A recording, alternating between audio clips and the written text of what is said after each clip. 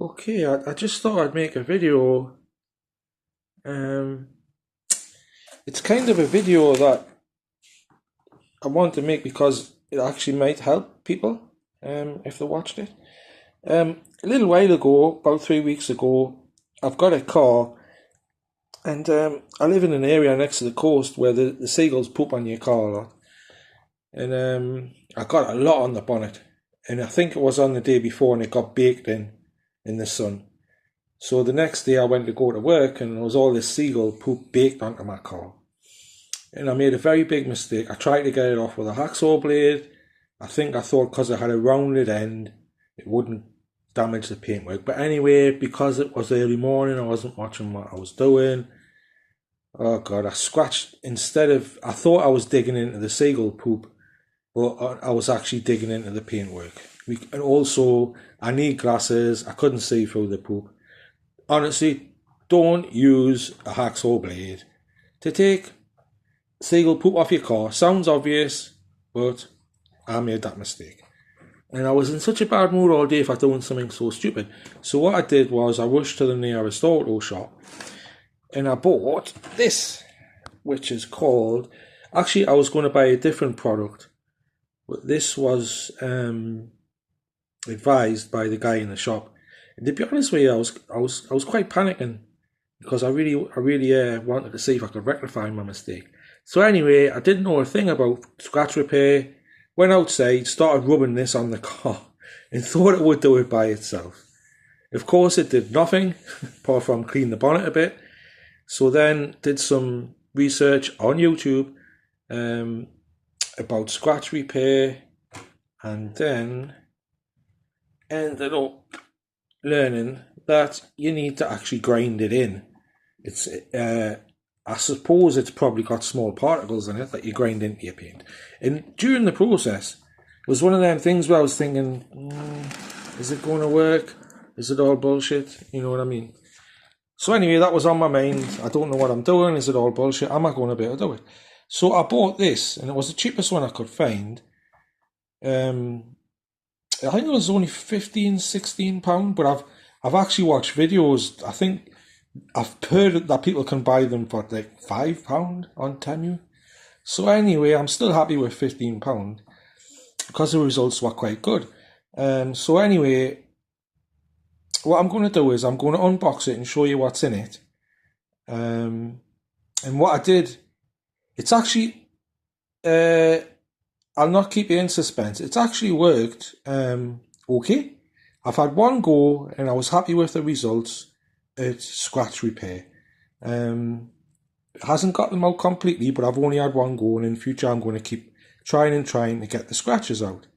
The thing is, as long as you haven't went through to the metal, you can the idea is what you're doing is you're kind of leveling the paint out to the level of the scratch. Hopefully you can get it down without obviously making it obvious that you've dulled the paint. So that was my worry. I didn't have a clue what I was doing. And my worry was, yeah, I may get the scratches out, but what if I make circular marks in the paint? What if one half the car looks brighter than the other, if you know what I mean? What if it's obvious where I've been? So I was very tentative in my approach. So I'm going to unbox it, and then in a further video, because I left some scratches on the car to show you how it works and the effects. So anyway, that's what it is. Automotive polishing and waxing machine. And if you just Google that, it'll find it, believe it or not. You think there would be more, but it does. It goes straight to this product, where you want to buy it from, wherever, it's up to you. So anyway, this is what's on the box. Open it, if I can. Yeah. It's quite good for £15. See, this is in a different configuration. I've already opened it. I put it all away, keep it clean, you know. And you get your instructions, which I've got to admit are really quite good. I don't think you probably want to go through them, you know, but they tell you exactly what to do. So yeah. And this is what you get. I meant to say it's USB. It's USB 3, USB-C, and the thing that was good for me is I've got a car, but I haven't got a driveway. I live in a flat, and I have to actually park my car, I always say 2 streets away. I can actually see it out my window, but the only free street is actually like, I don't know, like a 3, 4, 5 minute walk. So I haven't got the option. Usually when people do this kind of work, it's like an plugged into the mains, kind of more powerful 240 volt machine. So that was also making us wonder if it would work with it being such a small device. Anyway, so you get that one, which is the one I've used so far, because I read that was the one for scratch repair. You get this one, which is for polishing, which I haven't tried yet, so I just want the scratches out really. And you get this one, and I'm pretty sure I read this one's for polishing as well. So, and how they work is they've got a bit of Velcro on. Sorry, these have got like a piece of, I don't know what you would call that, adhesive material. I don't think you would call it that. Anyway, Velcro works with that. You get the idea. Oh, I've dropped it. Never mind. Right, so I'm maybe going to have to put this down to do this. I don't know if I can do this and look through the phone and get it out. I don't know if I can do that. Hold on.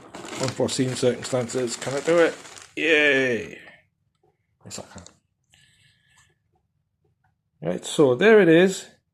I'm not actually going to turn it on because it's a bit odd in the instructions. It says every time you use it, you have to fully charge it before you use it again. And I haven't fully charged it again.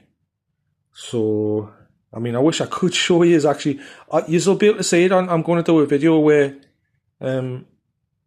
you know, I actually show how it works, because I was actually impressed, very impressed. I didn't know if I was going to be able to do it, but I'm happy with the results. So, push the button, that spins, you stick them on the end of it. Yeah, I'll show you how it works. So you wanted to do that. Just go watch. Yeah.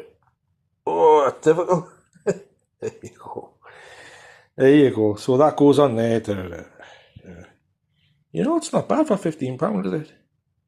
Basically, that's the on and off switch. That's a USB to charge it. Took about half an hour. I did it with my... I'll tell you the story. It's actually got a little thing saying that if you're supposed to use 2 watt to charge it, or it might not work. And then I read that most phone chargers, especially mine, because my chargers are from 2017, they're only 1 watt. So I read all about it, like you do, and read that the best thing to charge it was my Xbox, because the Xbox does 1.5 volts, watts of charging. So I was still unsure, because it recommended 2 watts, which is fast charging, I think, can go to 3 watts. But it worked. It worked. But the thing is, it's not very obvious. It's just got this red thing that's saying it's not charged. And for a while, I was like, oh, have I bought something that's no good? Is it a con? And then all of a sudden, after half an hour, the whole thing turned blue. And when it turns blue, that means it's ready to go. You know, and it's got quite a bit of mustard, custard. Yeah, it goes quite fast. It's quite noisy though, but who cares about how loud it is? So yeah, that's it. Like I say, when I get round to it, which might be a week or so, because I'm quite busy at the minute, I'll do a bit of scratch repair, and I'll show you the results. Okay, thanks. Hope it works for you.